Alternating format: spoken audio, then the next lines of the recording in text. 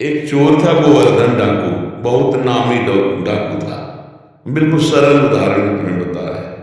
तो एक दिन राज कर्मचारियों ने उसका पीछा किया और वो भागा, घोड़ा भी छोड़ दिया, पैदल भागा। तो एक जगह देखा बहुत सत्संग हो रहा था, कथा हो रही थी। पंडित परशुराम जी महाराज कथा कर रहे थे, करमैती बाई के पिता। ये प्रमाणित कथा वहां को होता है। तो उस सभा में घुस गया। तो राज कर्मचारी आए, सोचा सभा में चोर कैसे हो सकता है, यहां तो चोर घुसने का साथ। अब उसको पाया ही नहीं। जब कथा 2-3 घंटे बाद समाप्त हुई तो कथा का प्रसंग चल रहा था। वृंदावन में श्री बांके बिहारी लाल को आदि यशोदा मैया ने सोने की करधनी, सोना, वो तो चोर आ गए, करधनी सोने की। भगवान श्री कृष्ण चंद्र जी को बांके बिहारी को कहकर पुकार, 8 वर्ष की अवस्था है, मैया ने सोने की लकुट दी, सोने का। अरे इतना मालिक न साधारण, और गाय चराने अपने सखाओं के साथ जा रहे हैं। कथा समाप्त हुई, नजदीक पहुंचा, चाकू निकाली, पंडित परशुराम जी के गले में लगे, पता लिखो। ये जो इतना धनी बालक का वर्णन कर रहे थे, पता लिखो। उन्होंने देखा तो उनका डाकू है जो मेरा नाम सुन करके भयभीत हो जाते हैं, हमारा नाम गोवर्धन डाकू। कहा भैया इतनी तुम्हें जल्दीबाजी क्या है? बोले पता लिखो। क्यों? कहा। बोले मथुरा क्षेत्र वृंदावन, बाप का नाम नंद बाबा, कन्हैया, गाय चराए।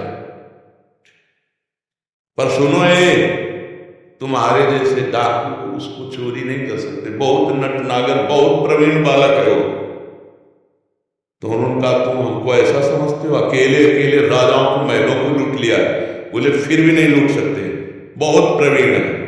तो उनका कसम खाता हूं, जब तक उसे लूट नहीं लूंगा तब तक पानी नहीं पीऊंगा। परशुराम जी ने सोचा भगवान की अपार कृपा इसके ऊपर, पता नहीं क्या लीला होने वाली इसके ऊपर। उन्होंने कहा सुनो, हमारी तरफ से माखन मिश्री ले लो, जब तुम्हारा बस न चले तभी माखन मिश्री उसे खवा देना। हाँ ये बात भी ठीक है, बच्चा फुसला के काम चल जाए तो मारना काहे को पड़ेगा। माखन मिश्री पेट में बांधी और कहा कसम खाता हूं जब तक उसे लूट नहीं लूंगा तब तक मैं पानी नहीं पीऊंगा। पर नाम क्या बताया तुमने? इतना बड़ा नाम तो। बोले श्याम सुंदर, श्याम सुंदर, श्याम सुंदर, वृंदावन, गाय चराना, श्याम सुंदर। अब भगवान का चिंतन बनने लगे। देखो चिंतन बनने लगा। अब वो पैदल चल करके आया। अब एकांत में जहां गाय चरते तो पूछते श्याम सुंदर की कौन है? बोले सब है, ये ब्रजमंडल है, हर गौशाला भगवान के नाम की है। नहीं, बोले वो जो यशोदा मैया ने श्रृंगार करके चराने में, बोले तो कथा में लिखा है, प्रगट में थोड़ी अब रह गया। अरे बोले नहीं, पंडित जी झूठ नहीं बोल सकते। हम लोग चोर डाकू झूठ बोल सकते हैं, पंडित थोड़ी झूठ बोल सकते हैं। भगवान तो है ना, वो अपने भगवान को तो श्याम सुंदर है ना। अब एकांत में विकल हो गया और कहा अगर कोई ईश्वर है तो मुझे श्याम सुंदर से मिला दे, क्योंकि मैंने कसम खाया बिना लूटे पानी नहीं पिएंगे। इतने में आवाज आई एक ग्वालिया में, ए श्याम सुंदर तुम्हारी गाय इधर जा रही। अरे दौड़ा उधर, देखा कमर में हाथ रखे, न जाने कौन से गुण पर दयाली दी जाते हैं, पीतांबर की फेर, वैसे ही श्रृंगार जैसा पंडित जी ने वर्णन किया। श्याम सुंदर, कमल नयन, मोर मुकुट, करधनी और लकुट। उसने चाकू निकाले हर सखा को, और सब सखा दिव्य, वो गायें दिव्य, भगवान ने प्रकट की थी। सब सखाओं का भाग जाओ नहीं मार डालेंगे। भगवान ने इशारा किया कि जाओ इसको हमें एकांत में निहाल करना है। बोले हाँ बोल ले। बोले तू डरता नहीं क्या? बोले काल से भी नहीं डरते, तेरे से क्या डर रहा है? बोले मेरा नाम नहीं सुना होगा इसलिए तू डरेगा। अभी मेरा नाम गोवर्धन डाकू, तो तू गोवर्धन ही तो नाम है ना, मेरा नाम गोवर्धन धारी है।